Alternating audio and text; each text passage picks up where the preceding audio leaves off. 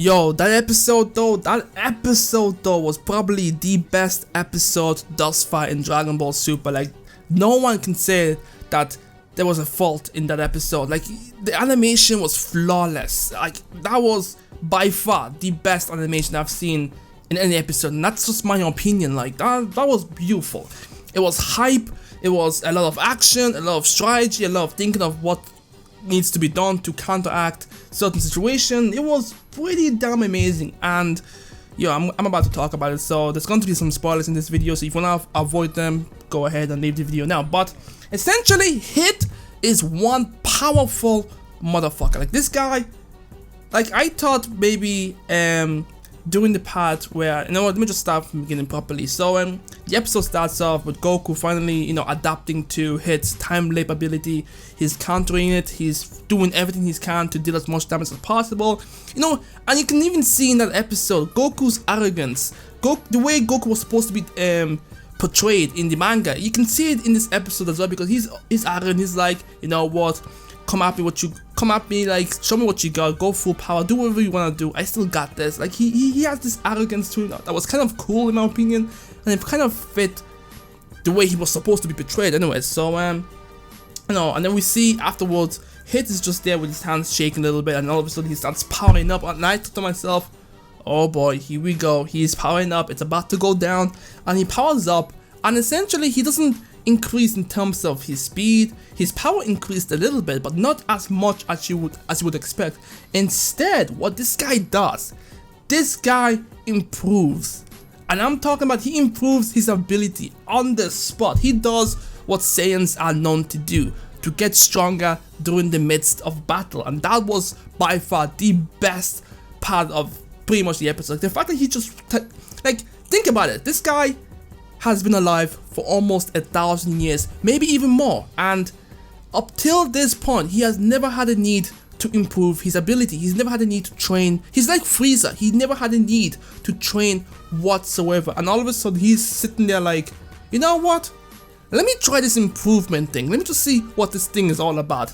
Powers up. Well, he doesn't really power up, he just, according to what Piccolo says, was it Piccolo or was it Vegeta, he mimics what Goku does, and somehow he was able to increase his time leap ability from 0.2 to 0.5, and in that small amount of time, this man delivered so many punches to Goku. Like, this man was going all out, and Goku had no choice but to take all of that. Like, you know, at first, actually, before that actually happened, I was wondering why Hit told Goku that his time increased. Well, because originally he said that his ability increased from 0.1 to 0.2, and I thought to myself, what the fuck, why would you tell Goku that? You could have just kept that to yourself and literally fucked Goku up. But you know, he also destroyed Goku's plan, because Goku said, because after, you know, Hit told Goku of his time increase, Goku obviously decided to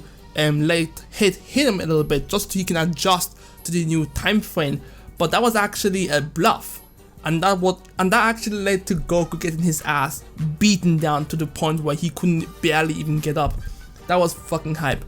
And then obviously the next part of the episode was the part that I did not expect. I think for the people who obviously keep an eye out for Dragon Ball Super and everything that happened with it, they probably had an idea of what was going to happen. But for me, I had no idea what was going to happen, and essentially this man powers up, and I thought to myself, oh boy, here we go, Super Saiyan Blue 2, because that's obviously what everyone would assume would be happening right now. Super Saiyan Blue 2 would be the next case. But no, this man pulls out an old school classic transformation, the Kaioken. Now, if you don't know what the Kaioken is, which I highly doubt you don't, but in case that you don't know, Kaioken is an ability that pretty much doubles your attack power, your speed, your agility, your everything. It just doubles everything. But a catch to that ability is that it puts a massive strain on your body. But he pulls that out. He combines Kaioken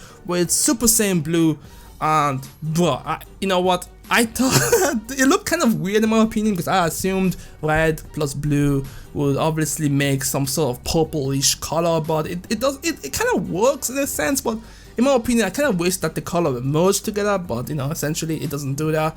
And you know, Goku explained in the episode that because of Super Saiyan Blue's requirement to be calm and have high level control of ki and all that stuff, it kind of negates the negative effect of Kaioken. So he essentially doubles the power of a Super Saiyan Blue, and that is insane.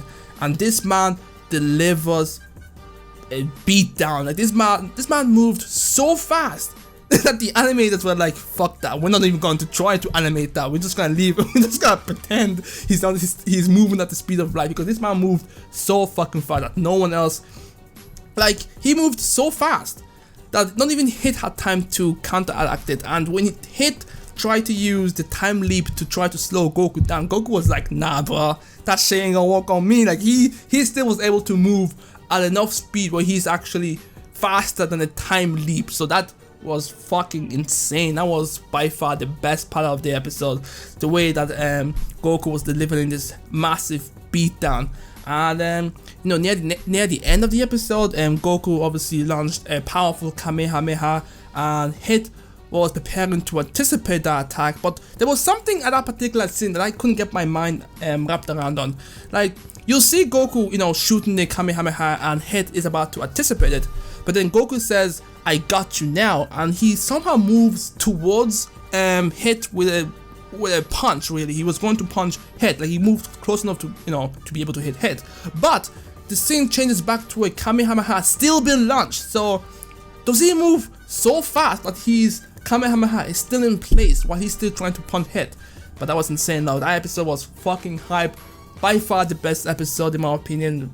Well made. And the next scene though is even more hype, because I was kind of hoping for this to happen, and I'm sure a lot of you guys would also hoping for this to happen as well, and that is pretty much Goku actually losing the tournament. Because I actually want Goku to lose the tournament to see where the story progresses, because let's face it, if Goku wins, then that'll be it. You know, Champa will obviously throw a tantrum, you know, he'll whine, he'll cry, but then eventually they'll go their separate ways, and then that'll be the end of, you know, the God interaction. But if Goku were to lose this tournament, shit would go down. I feel like Beerus will probably go batshit crazy and try to destroy everything, and obviously Champa will try to intercept. There'll be a God fight, things will just go crazy, Hit will take his machine. Oh, by the way, I feel like Goku has just made the most powerful warrior in Universe 6 all the more powerful. Like, this man has now been able to do things he never thought would be possible.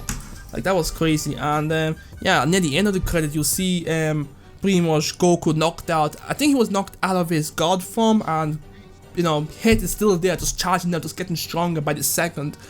And you see a next scene of, you know, Beerus' face looking hella pissed off, and Champa's face. I don't know if Champa was actually hella pissed off too, or was he smiling like, you know, a cynical smile or something like that. But that was by far the most hyped episode though, so I can't wait for episode 40. I'm really glad that essentially we're not gonna have to wait 2 weeks for the next episode, because I was so hyped, so fucking hyped. But yeah guys, let me know what your favorite part of that episode was in the comment section below. Like, that was the best fucking episode so far. I was really hyped, and I'm glad, I am so glad I just woke up and decided to watch the episode immediately, because after that, a lot of YouTubers out there, you know, like, I know you're hyped up about something, but please, for the love of God, do not post one of the most hyped part of the episode in your fucking thumbnails. That could have pissed me off, because that could have pissed me off. Anyways, I'm Extreme Link. Thanks so much for watching, and I'll catch you guys next time. Peace.